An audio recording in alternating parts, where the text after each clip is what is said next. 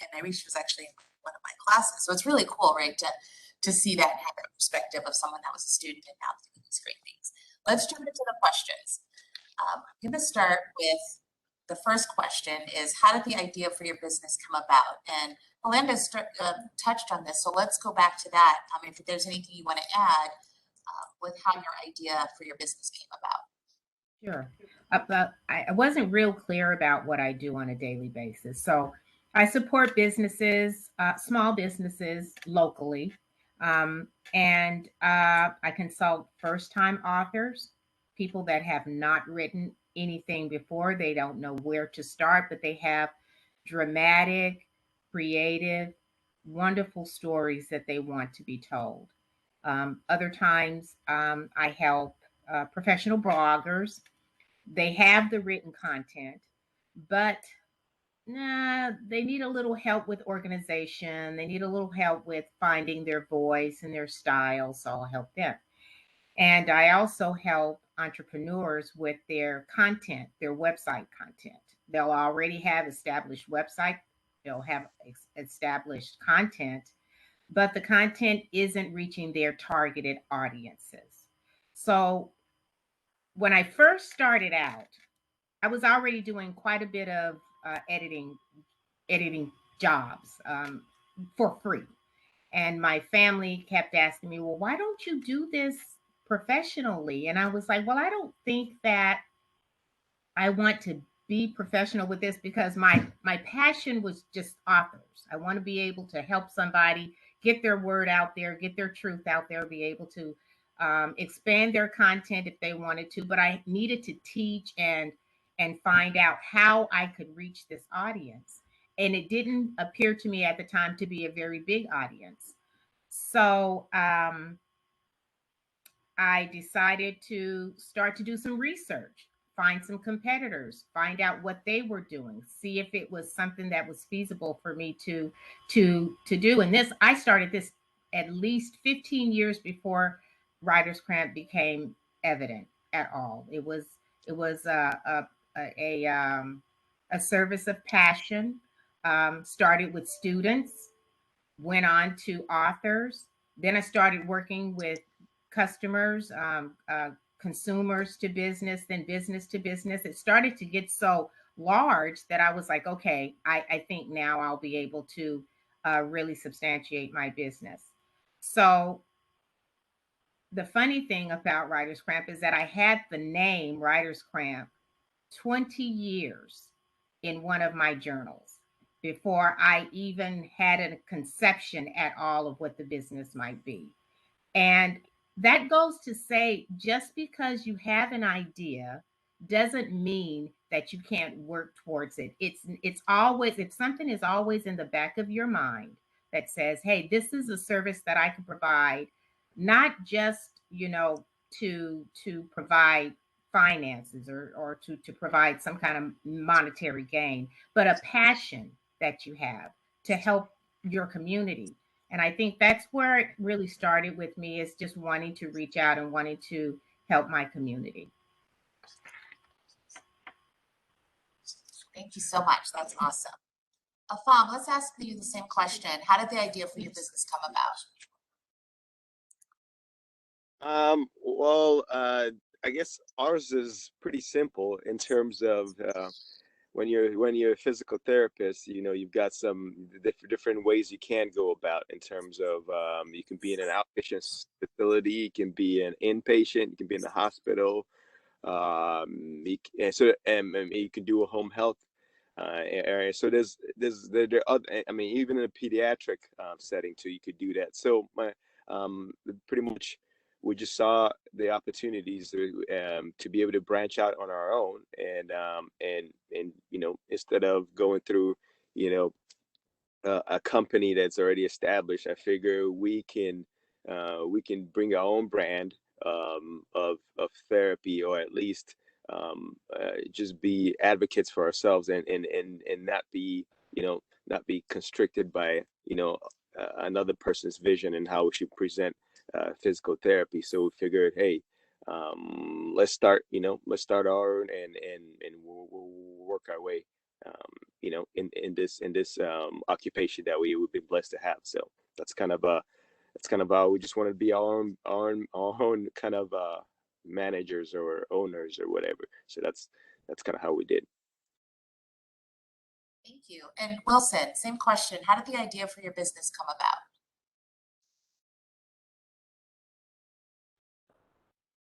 Wilson, you're on mute. Wilson, you're muted. Yeah, the mute monster got me again. But yeah, so one of them is more of the interesting story, and the other one's more on the lines of what Afam, talked about. It's a service you can provide. It's not like, brand new. There's kind of an established pattern to it already. But for the first one, my grandma used to actually ask me to pick up her car and transport it to the Camelback Toyota to have it serviced all the time. She just didn't like doing it, and I liked doing it because every time I would do it, she would, one, feed me, two, when I would go over there, there's a massage chair there, so that was my big sale. Like, I would get to sit in that massage chair upstairs and just kind of relax. So, food and getting a massage was win-win. And one of those days when I was sitting in that chair, I realized like how empty the waiting room was. And I thought to myself, like, it kind of came like a plague. Like, I couldn't shake it off, the whole idea of it. So I was like, what if I could just do this for other people? Right. And I started exploring, like, market opportunities, people's schedules, etc. I started to see that there was true value in the service. People were willing to pay for me to do that for them. So yeah, that's kind of how my idea came about. That's awesome. Yeah, I don't like sitting there either. So okay, thank you. We're going to switch and talk to Narisha and Uche. So the first question I have for you is, how did you build a successful customer base? Let's start with Uche. Okay, well, I think for us, like Afam said, it's really all about we started off working for other people, and then you're working for other people, and you love the craft that you do, and so you hone it. You try to get good at it. You try to learn all the parts about it, and then you find out that in the process of just doing that, because you love what you do in the process of just doing that, people begin to like ask for your services. Oh, I want that therapist. Do you guys have that therapist? And so it just kind of that's how was kind of built it. So after a while, you figure out that people are just asking for us, So like, well, why don't we just make our own thing, And so that's how we kind of started networking. We're involved in a lot of things, a lot of those like sporting events. So our kids play sports, and then we're pretty active. So we'll meet. We're playing. My brother plays basketball with a couple, and someone will get hurt, and like, hey, if you're done, you can come to me, So or they just want to come. They just want to come to you, and some of them are physicians as well. So you're doing all this leisure activities with physicians, and say, hey, I have this person that doesn't want to leave their house. Do you? So that's how we kind of grew. But number one is really enjoying what we do, and then trying to hone the craft. It just kind of naturally built itself. I guess that's what people get hurt.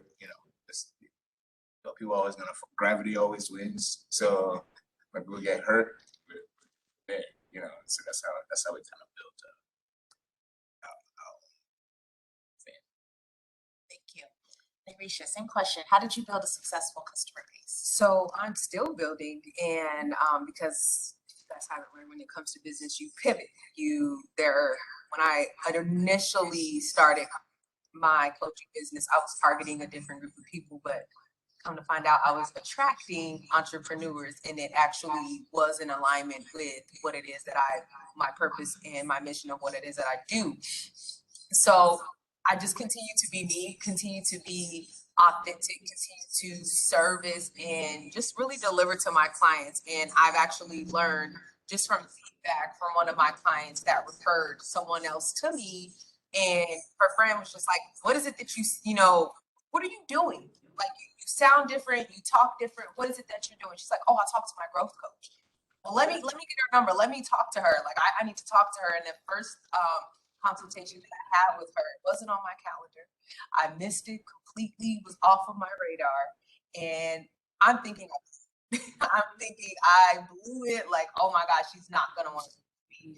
And I ended up calling her 45 minutes late, apologizing, profusely, just completely embarrassed. And she's like, I'm gonna give you a shot because I see what it is that you do.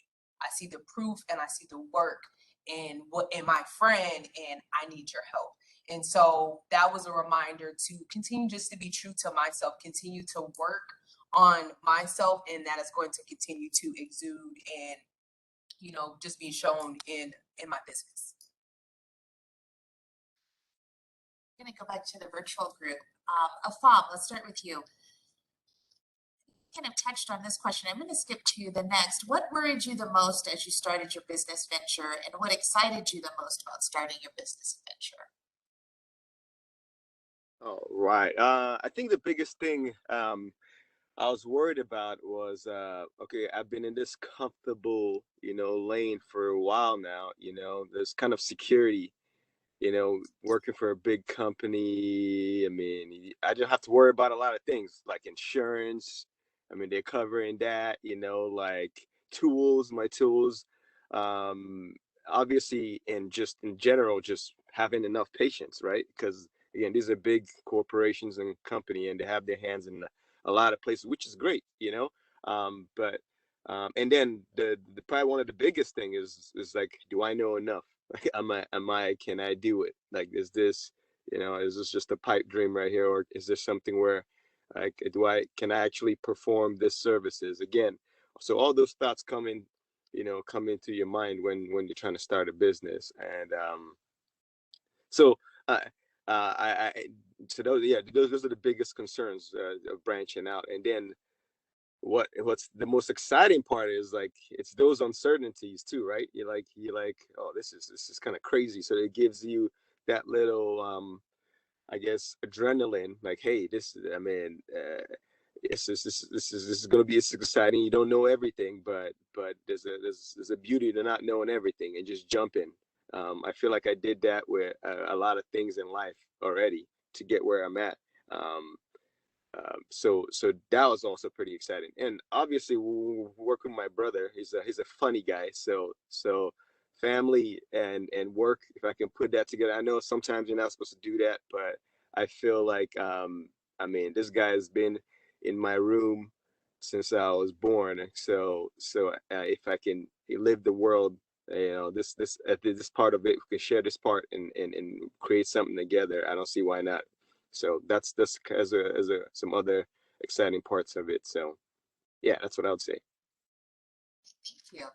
Amanda, let's ask you the same question. What worried you the most as you started your business venture, and what excited you the most? The worries for me were really minimal because I had already started doing the work many years even before I started to charge anyone anything. So I was pretty comfortable with starting out. My worries came later because I'm a creative. And after I started to see that I needed certain technologies that I didn't have, that when I started to get more clients and different clients that had different needs, and I started to do a little bit of audio and visual editing, and I needed this information. So as I started to build, about the second year, I started to say, "Oh my gosh, I'm not bringing in enough money to really branch out and to find the supplies that I need, to run the business." So that's when I started to become worried. The reason that I stayed on task is because I got so excited about the content that I would bring in. I would get these manuscripts, and they were beautiful stories, and they were so heartfelt and touching, and I would talk to these artists, and I would talk to these writers, and they would tell me their life stories, and it was just like I just wanted to do everything. I just wanted to help everyone get published. That was the exciting part to me. I don't think that I'll ever be comfortable with being an entrepreneur. And I don't think that that will work against me. I think that'll always challenge me in a way that I'll always be looking for something to do. I'll always be looking how to do something better and different. And I'll reach out to my community. I'll also reach out to my colleagues and say, hey, I'm running up against this. How did you approach it? What was it that you did that got you over this hump? I'm at the 7-day mark right now.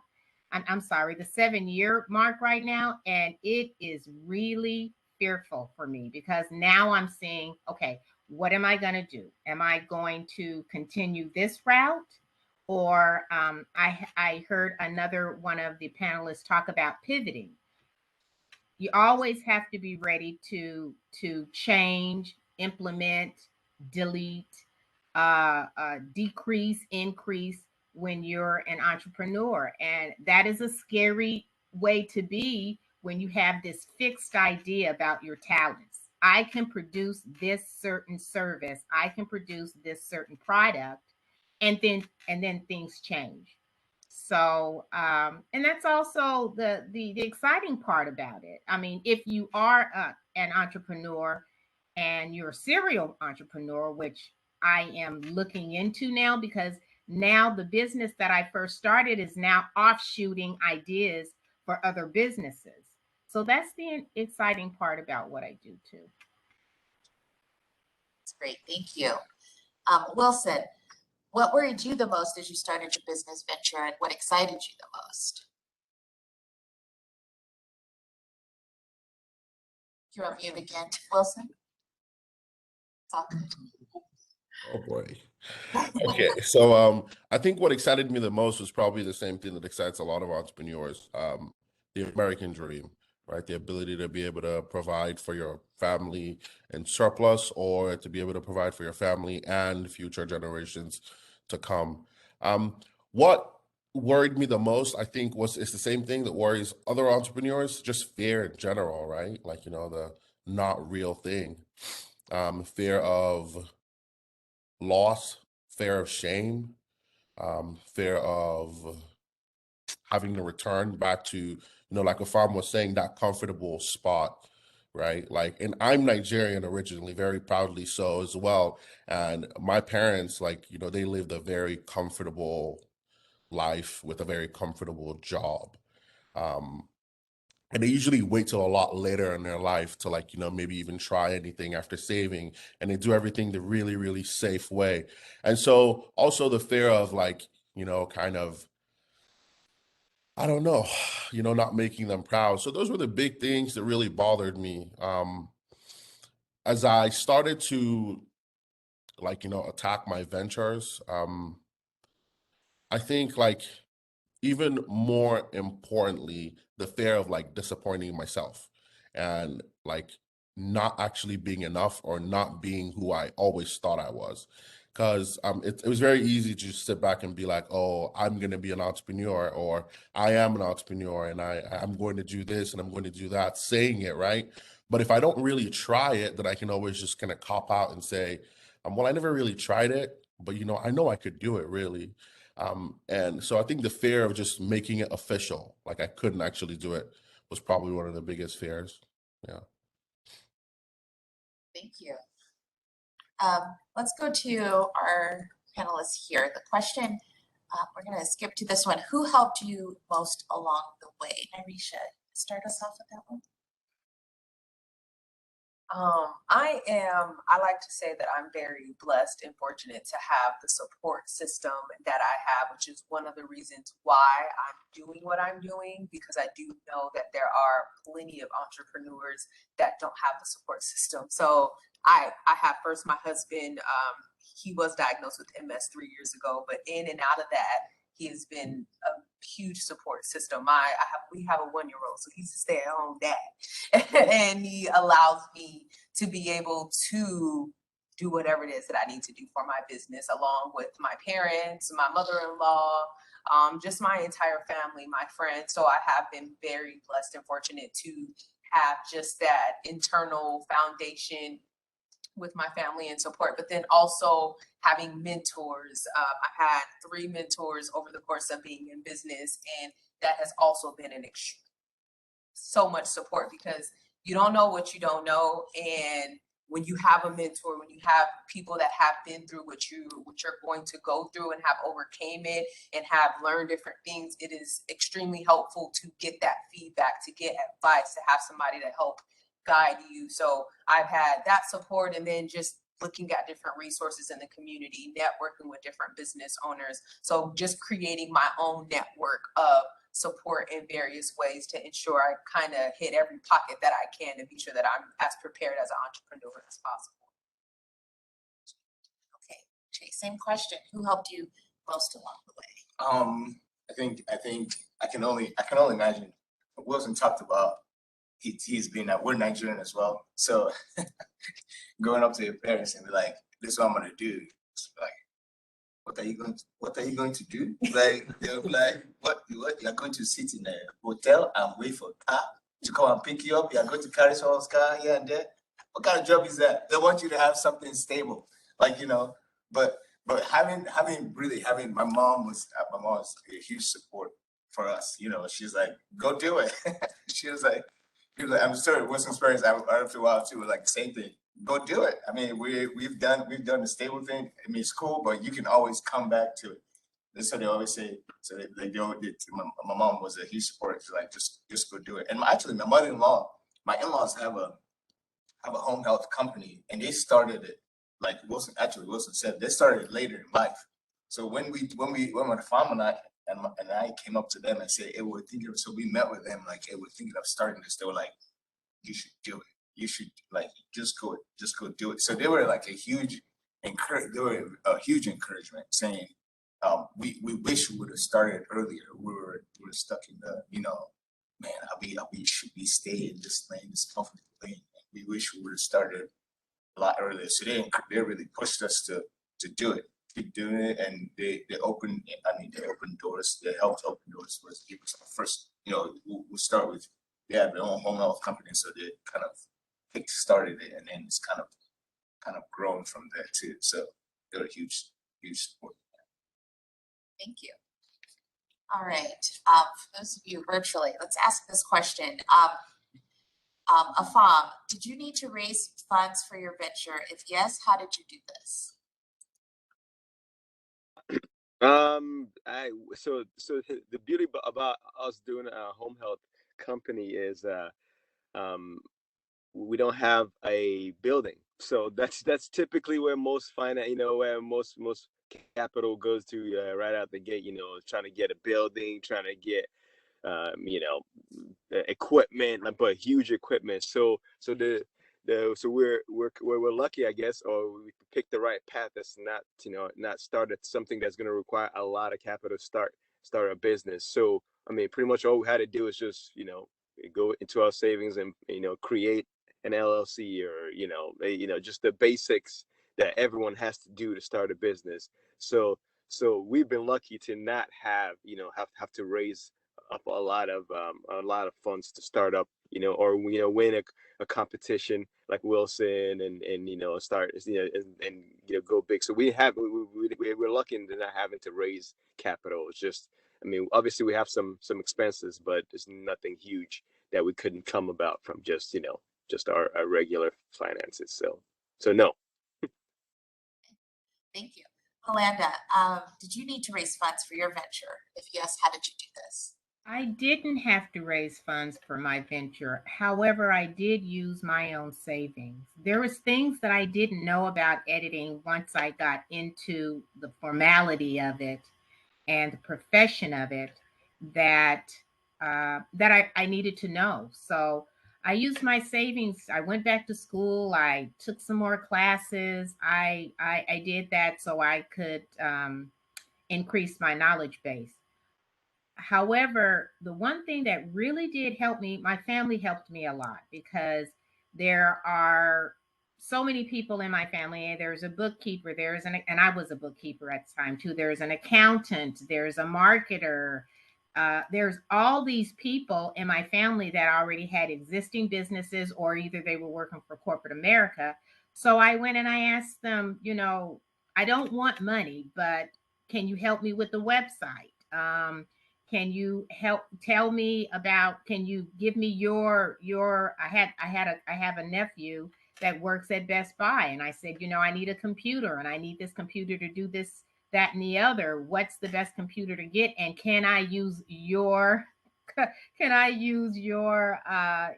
employee percentage to get that computer? I asked people for favors. I did a lot of favors, not so much monetary. The one thing that I did struggle with is the marketing piece, because for what I do, a lot of people do not understand what editors do. They don't even understand that you need an editor. They don't understand their content. There's so much that is vague to people. So I had to get out there and do some footwork to say, hey, this is what we do. This is how I can help. And this is what the service is going to bring to you. Because ultimately, your customer wants to be able to get something from you, whether it's a service or a product they want to gain. So you want to show that you can help them gain whatever it is that they're looking to get. So in order for me to move on, I said, well, now I have to get a loan. So I needed a lot of applications to do what I do. And I had to go and I had to search to find out what was economical, what I could use, how much money I could use. So I'd have to go to my bank and ask for a loan. So I got a very small loan so I could be able to buy the applications that I need, get another printer. My printer would go out because I was printing large amounts of papers for manuscripts, for scripts, for content, from website content. And so I needed to make sure that I had a working printer, make sure I had a working computer.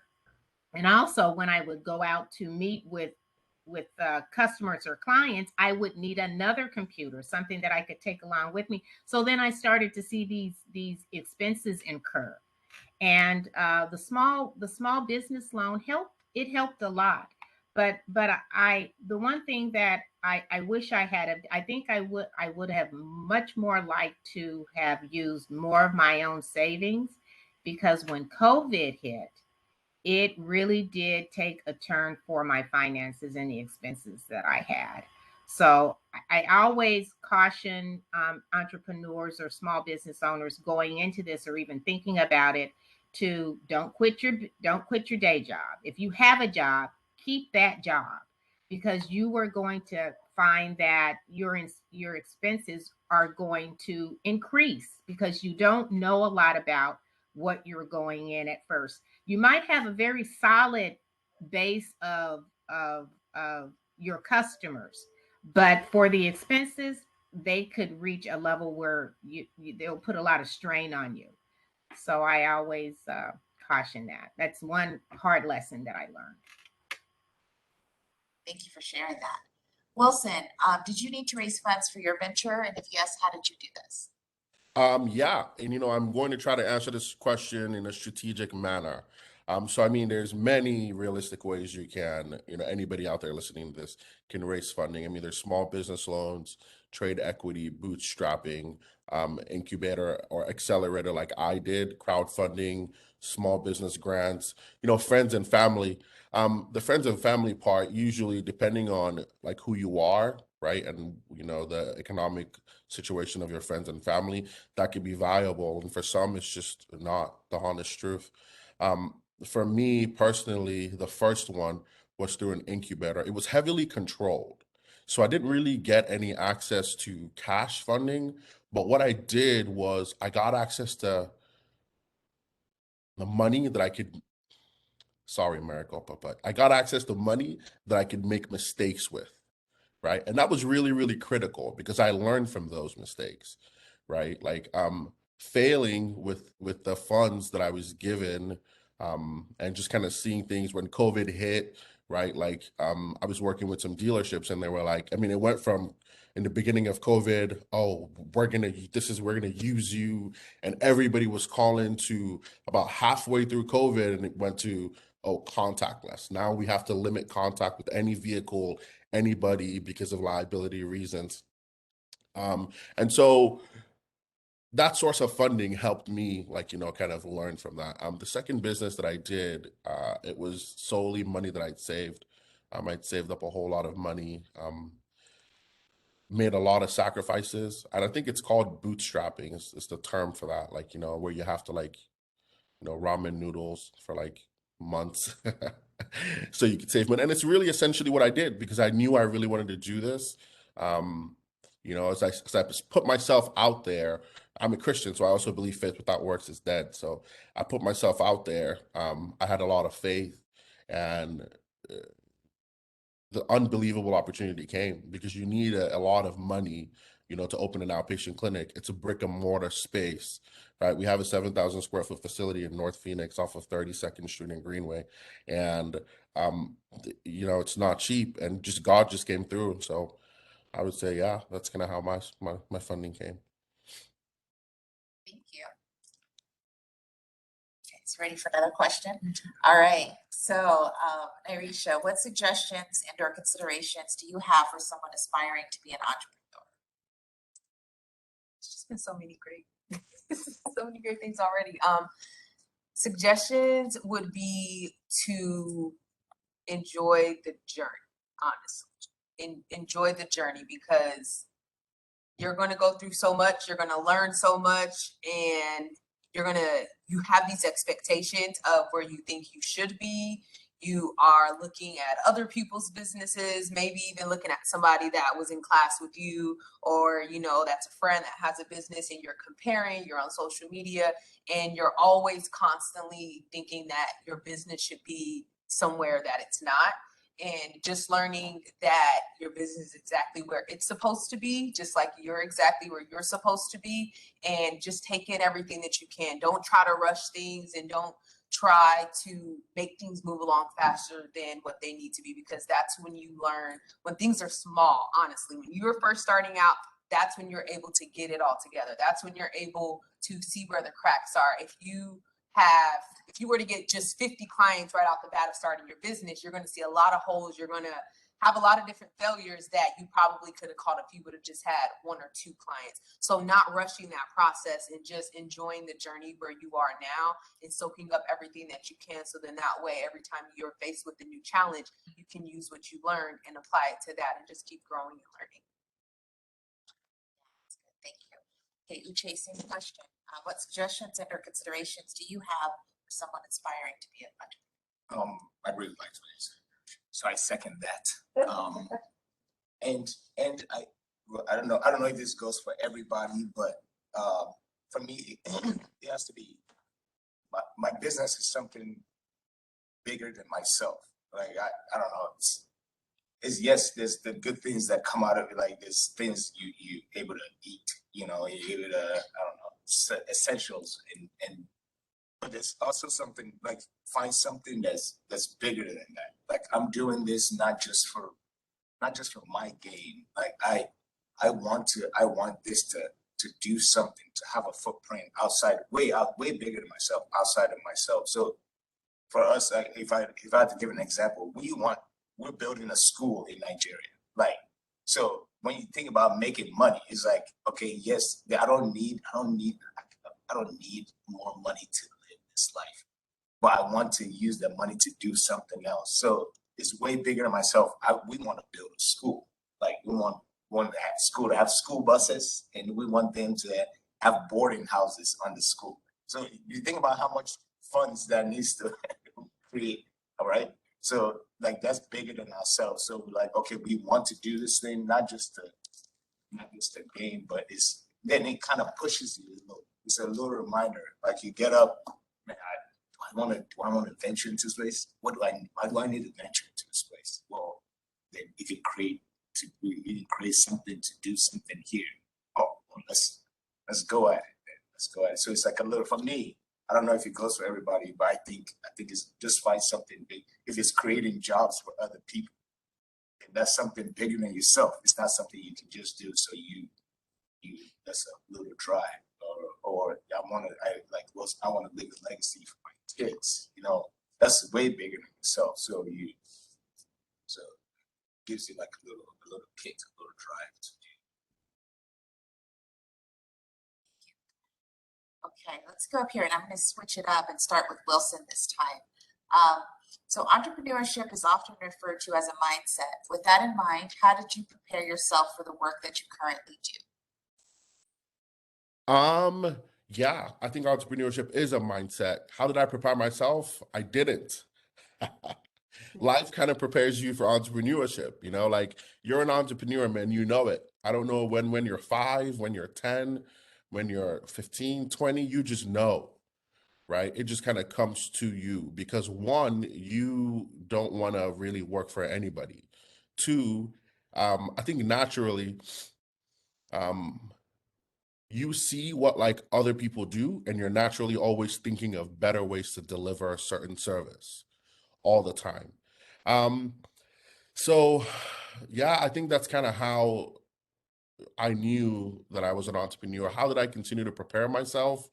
You know, like iron sharpens iron. So talking to other entrepreneurs, I'm listening to a lot of podcasts. Like there's this podcast called The Startup by Gimlet Media. I listen to that a lot. Like, I read books as well. I think one of the best books that I've ever read that really prepared me for this was Think and Grow Rich, and also Rich Dad, Poor Dad. Like, so those books I think prepared me as well. I think the hardships that I also faced through life earlier on in my life also prepared me for entrepreneurship. Um, yeah, yeah, I would say those are the things that kind of prepared me. Right, write those books down. Yeah, those are some good ones. Thank you. Halanda, so again, with the same question, entrepreneurship is often referred to as a mindset. With that in mind, how did you prepare yourself for the work that you currently do? I agree with Wilson when he said you kind of just know it. I was very young when I didn't have a word for it, didn't have the language to express it, but my mother would often ask me, "What do you want to be?" And I would say a businesswoman, you know. And she would say, "Well, what does that look like?" And I always said a businesswoman for myself. That was my thing early on, and but I didn't know how to express that in actively. I mean, how do you go about being a person that will run your business, that has all of the say in your business, that has to have your creative mind in your business, that has to drive the business? I mean, that's a lot. And that's a lot for one individual when you don't have a collective group of people. If you're just one person that says, I want to do this, this is something that I feel like I'm drawn to do, how do you do it?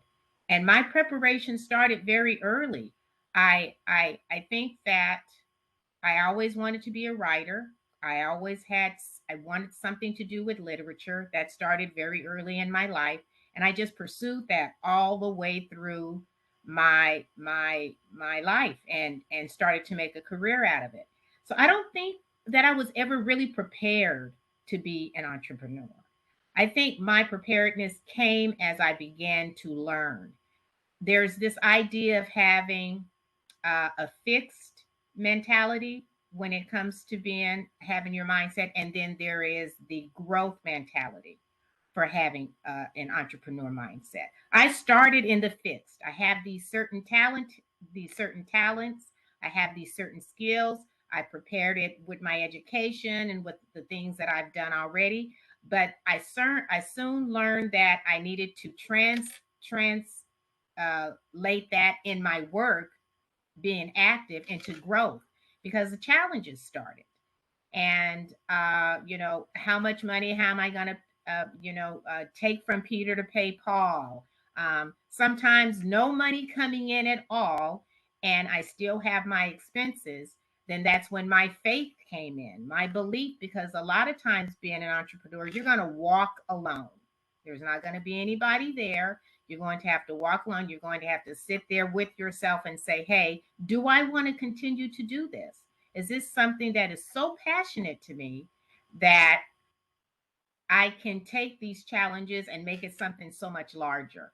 So as I go along, I'm still learning. I'm still learning. I'm still preparing for the future. I'm preparing for just tomorrow. And I think that's the best part of being an entrepreneur, and I wanted to work for myself. I work well with others, but I work better alone. So that's a lot.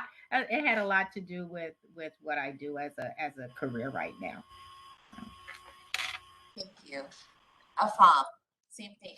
Entrepreneurship is often referred to as a mindset. With that in mind, how did you prepare yourself for the work you do currently? Right. I mean, I don't know. Unlike this excellent entrepreneurs here, I don't know if I always thought, oh, I'm gonna open my own, start my own business, or run. I don't know if I ever always thought about that. I think maybe that came about as I honed my craft as a therapist. So as that was happening, I think, which is a big part of being an entrepreneur and having your own business, is at least in my field, you probably should know what you're doing in terms of skills. Skills of just being a therapist at this, again, in my field, you probably want to be able to be pretty competent in that. So as we worked, as you just said, that as we worked at for these companies and kind of honed our craft and got better at the actual skills of what we're doing and learning, and we're still learning, we're always learning. But as soon as we were doing that, honing our craft and working, we started, then that mindset starts to come in, and then you're like, hey, I'm doing this. I can do this. Um, I should do this. So I think that's where I'll be able to maximize, my mind, my skills, and really make a big difference. Because again, I think sometimes we limit ourselves because we're in this structure that is very comfortable, and it's actually very good a lot of times, because sometimes you can learn a lot of things from that, and you learn a lot of things about yourself. So I think in the big picture, it's a mindset, I guess, that I learned as I kept working and honing my craft and my skills. So that's how it's. You guys, let's see. Let's ask this question, Irisha. How did you market or currently marketing your business, right? And what tactics have been most successful so far? So currently marketing my business has been social media, because thanks to COVID. But now that things are, there's different events going on, now I'm getting just more out into the public, just showing my face, getting to know people and different entrepreneurs, just putting myself in that space. And I've learned that I'm just more of a in-person type of person. When they gave me the option to come in, I would prefer to do that than to be online if I'm able to, because I know that people have to get a feel for me and my energy. When you're a life coach, you have to feel comfortable, with the person that you're talking to. You have to be able to be vulnerable. And so another way that I reach just my clients is being online, having a social media presence, posting videos, speaking, so people can really get a true feel for who I am as a person, and just my different coaching techniques and just what I've experienced and overcame, because I really do feel like that's extremely important in my line of work, to show people that the things that I'm talking about or that I'm going to help you grow through, that I've grown through myself or continue to grow through and continue to find different solutions for myself. So I want to share those. Uche, same question. I know you talked a little earlier about word of mouth and networking, but how do you market your business? What tactics have you used? So like I said earlier, it's really, I guess for our field, it's different. It's really word of mouth. It's really getting like Arisha said, getting in front of people and talking to them, and using the opportunities that you get to the best of your ability, really. So that's really how we market it. It's word of mouth. When you build, like in physical therapy, when you start, it's we're grateful because it's a snowball effect. So once you get one person, you get 2 or 3, kind of just snowball. So we don't really spend a lot of time in marketing because it's a word of mouth kind of. That fits our field, not everybody's. I'm going to pause here and see if there are any questions online in the chat. Emily, are there any questions for the panelists to answer? Stacy, no, there is not. So let's open it up. See, we have about 10 minutes or so. Let's open it up to the people here. Do you guys have any questions? Yeah, go ahead. Wilson and Halanda kind of hit on it. I want to hear from the others. What was one of like the biggest failures, or not even failure, minor setback or misstep that you learned from as like an entrepreneur? Like what's stuck in your brain? It's like, okay, don't do that again. So maybe. Hiring good people. Not just your friends. Oh man, yeah. So I think that's probably one. Just finding good people is always a hard thing to do. But like if Narisha was gonna go hire a life coach, the person has to kind of mirror what Narisha is doing. It's like you can't get another dud doing. It's like, hey, just go hang with this guy, you know. So it's really hiring good people that you realize, well, next time I need to find someone better. You know, I need to find someone that kind of mirrors what I want to do. Right. I know for me, still a sore spot, guys. My coaching business is my second business that I started. My first business was doing cosmetics, skincare, CBD infused skincare products. And one of the biggest things that we learned was understanding that your LLC, it does not protect your business as far as brand and trademark goes. And so right the Sunday that we were getting ready to launch a new product, we received a cease and desist in our email stating that we could no longer market our business under our name.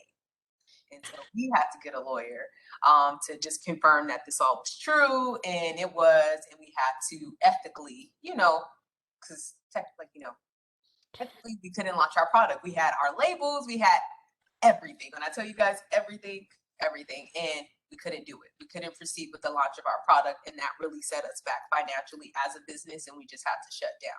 So that was a big lesson, a big ouch. Just making sure that you understand, protecting your brand as a business and understanding just trademarking and the difference between that and the LLC is definitely a big financial, cost that you will, suffer from if you don't make sure you protect it. I see another hand. Yeah, Bella, go ahead. Touching on like your first business, if you could go back to it, like kind of figure out, redesign, and actually trademark the name, do you go back to it? I thought about it. It was a business that I did. I was a business partner with my mother-in-law, and she says that she learned what she could, and she's like, business isn't for me, and I'll just help.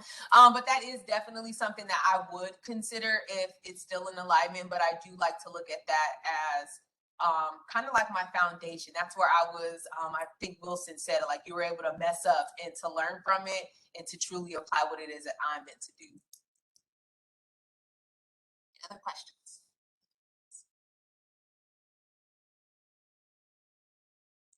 Okay, go ahead. So I'm trying to think how to ask this question. I think it would be for Wilson. I've been thinking about coming alongside businesses that are already established to get that growth and experience. And I'm really interested in outreach programs. And you talk about networking, and I understand that I can find somebody on LinkedIn and connect with them and look at their history and maybe send them a message. But if I wanted to connect with, an outreach type business, whether it's art therapy or it's a group home, and I wanted to, come in with the purpose of coming alongside their clients and helping them in that aspect. Do you have any ideas or suggestions how to start taking those types of steps? Yeah, email me. Okay. I mean, that's part of what I do. So I'd love to talk to you more. I mean, I hear your lingo and what you're saying. So, that's something that's it's very valuable. Until I never really understood the value of like goodwill until I started this business that I'm in now. And there's a lot of people in need. And things like art therapy can really, really help a lot of people. So there's tons and tons of places that need outreach. Um, so yeah, I mean, if you want to talk more about that, please feel free to email me. I'm one of them. I'll put my email in the chat, I guess. Other questions? Yeah, go ahead. So I'm kind of a serial entrepreneur, I'd like to think as well. And I have a hard time figuring out like which door I'd like to put my foot in, if that makes sense. And my question would kind of be, how did you know where to place yourself and where your strong suits fit best? And like where, like when you were like, okay, like I'm going to start a business, like this is where I'm going to start first. And I'm just going to go with that. Like, how did you like find that out about like yourself? Like, where did you figure out like, I'm going to do car service, like I'm going to do physical therapy, I'm going to do like whatever. Like, how do you really nail in and like figure out like that's where you want it to be? Can I take this one? Sure. We can take Yeah, so I can't really see who asked. How old are you, if you don't mind my asking? Just turned 21 in December. Congratulations, my friend. So, man, in life, one huge, ginormous lesson that guides me all the time in every decision I make is you must know when to apply patience and when to apply pressure in life. Those are the two most significant forces that I think every entrepreneur has at their disposal. And for you, I think patience might be your best friend right now. There's so much going on around. And I was the same way. I have a whole notepad full of ideas, right? And you'll know because it'll just be perfect. Everything will align and it'll just be perfect. You won't be able to attack all of them for sure. Find the one, Uche brought up a really good point. Passion is really critical. It's so important because it doesn't feel like I work, right? At all. Like, I work 16 hours a day easily, right? Because at 7 a.m., when I'm getting up in the morning, I have cameras in all my homes. And so when some of my residents are getting on a bus, like I'm talking to them through the cameras, right? And that's work. But I enjoy it so much and I'm so excited to talk to them that it doesn't really feel like work. So finding that passion in what you do and finding the one that you're the most passionate at, the one that you really, really like, the one that you're obsessed with. That one will come and you just won't be able to stop talking about it. So I would just say apply patience till that one comes and it'll hit you like COVID. May I also address that question?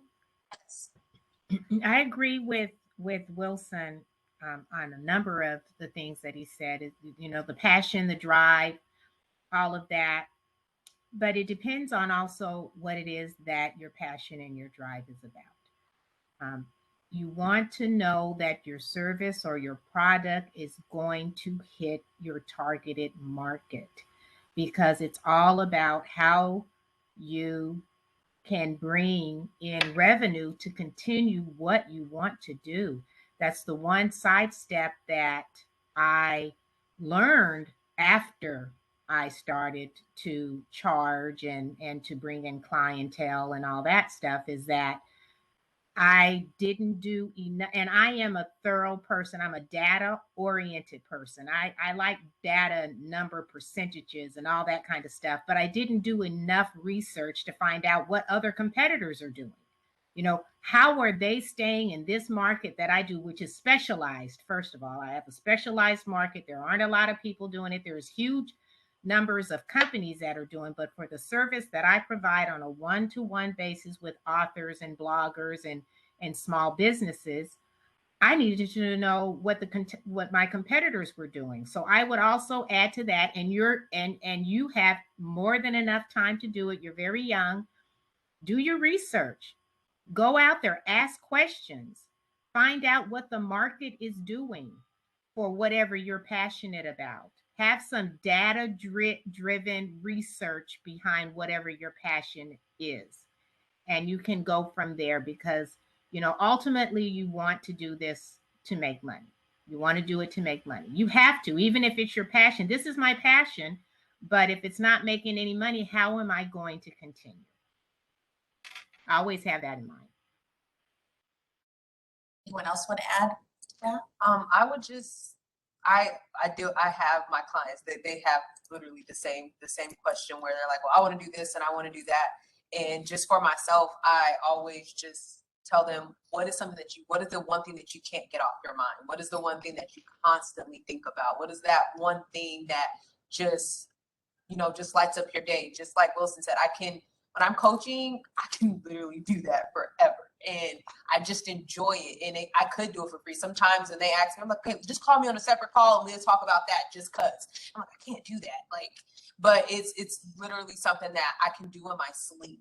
And, so I would say whatever it is that you're everybody has a natural talent, whatever you're naturally good at, and then you refine those skills and hone in on that.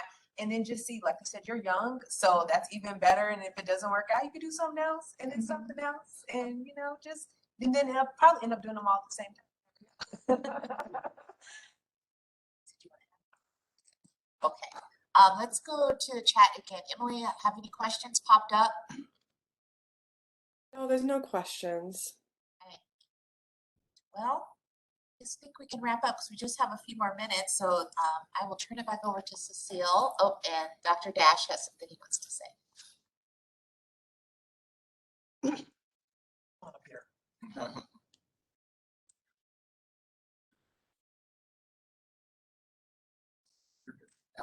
Hey, good morning, and thank you very much for coming over and obviously sharing your insights with all of us.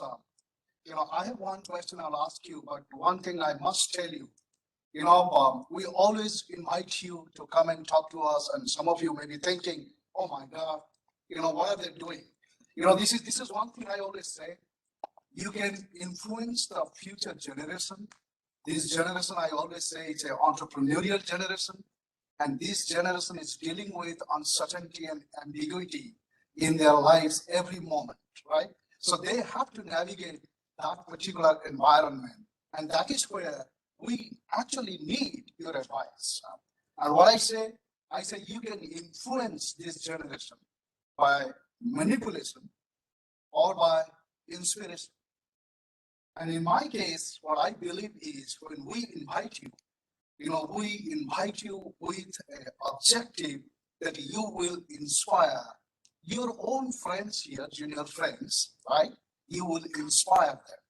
And that inspiration is a huge piece in preparing our generation, future generation, to deal with that environment. And for that, from the bottom of my heart, and all of us here, right? My colleagues, Stacy Smith, John, Cecil, a real big thank you that you are spending this time and you are sharing your insights with us. Please do remember, we are grateful and you're inspiring all of us. So my question is, I'll give you a minute for that. One, you have learned so many things, you are sharing so many things. Just one piece of advice that you will give to all of us as you are thinking about it. One advice to all of us. Here is an announcement that I want to share with you. I have been using all the forums to share this information. 3 specific things. One is this fall 2022, thanks to a grant from Wells Fargo, we will be able to support 2 business projects with more than $2,000 as the seed capital. So those of you who have some business projects going, and I saw you that you are a serial entrepreneur, and if you are doing that, please talk to us, and just I will help you to prepare that business proposal, and you should apply that. 3 spring, we can support one business project. 23 fall, we can support a business project. So please take advantage of this, and then that will be a great kind of opportunity for all of you. Plus, I'm really excited to share this with you, that Maricopa Foundation will support 20 students with scholarship to complete a certificate program that we offer at PVCC. It's called Entrepreneurship Certificate. So 20 scholarship you'll get, 4 courses, 10 credit hours, 2 semesters. You finish this. And those of you who are asking this question, why on earth I will be doing this certificate program? You know what? There are so many things that you can achieve through this certificate program. And those of you who want to start a business or support your family business, great program.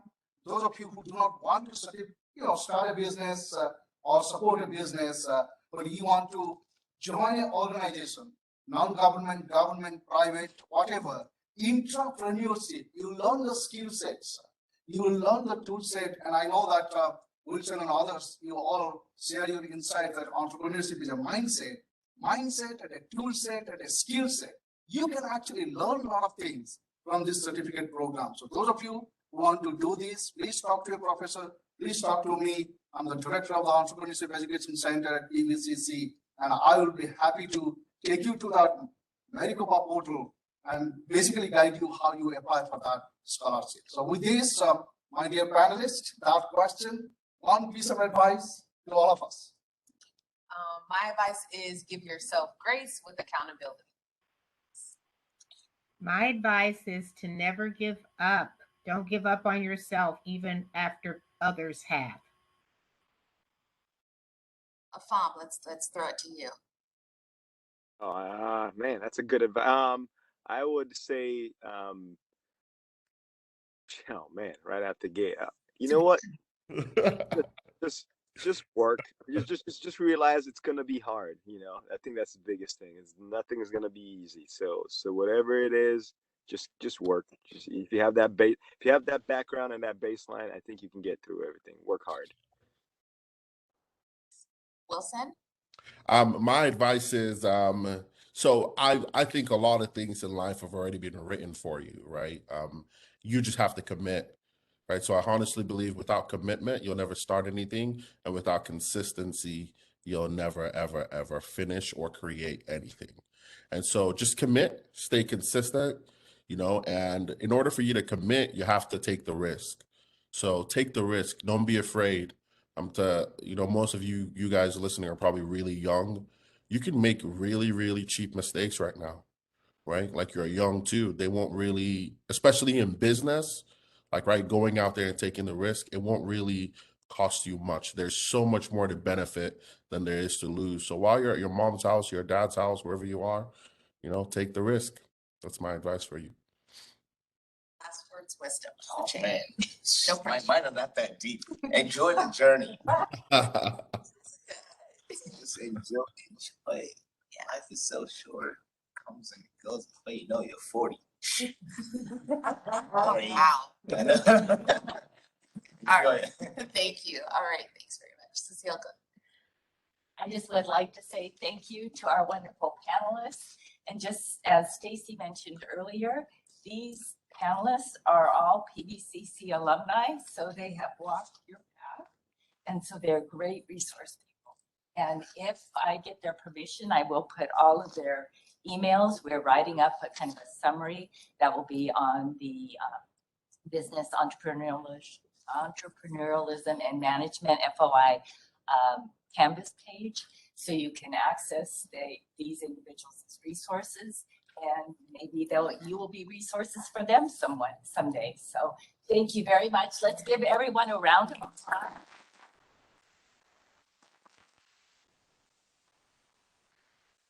Thank you all for coming. Thank you all. Thank you. Great seeing you. Thanks for everybody in the Thank you. Feel free to come up. Can I ask you? Hey, can you say okay, students, okay,